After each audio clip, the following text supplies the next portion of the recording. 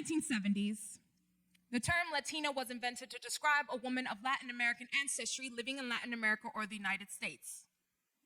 Merriam-Webster, however, does not consider the term Afro-Latina a word.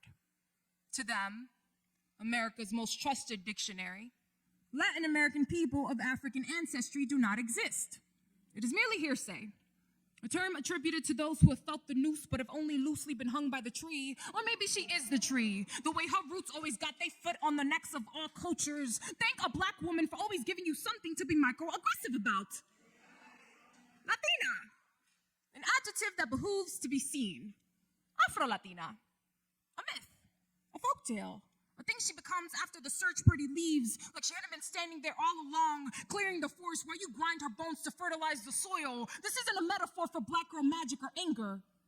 This is me, no longer flat ironing my fro to fit within the margins of a term dependent on my proximity to whiteness. I am not black and Latina, I am a black Latina. I am anomaly, strangers whisper about in disbelief, confident my tongue don't conjugate like theirs. I'm creating my own narrative before they write me out the wrong story, contort my surviving into their savior, build me a shrine to die on. And haven't we always been damaged goods? Sold at a bargain price.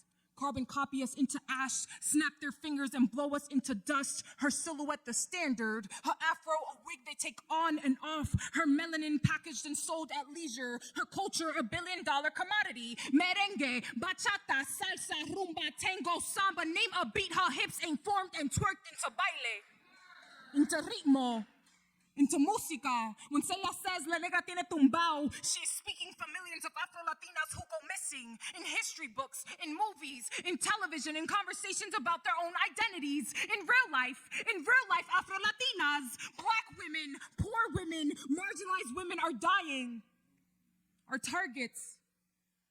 And those who love her culture won't attend her funeral, will not speak of her life.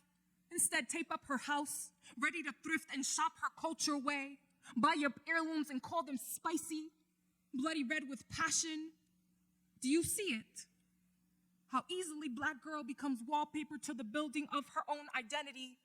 A mime always in front of her to edifice a movement. My culture is not your cash crop. My mother's country is not your paradise. My bilingual tongue is not your inquisition to crusade over. Dicen que soy Latina.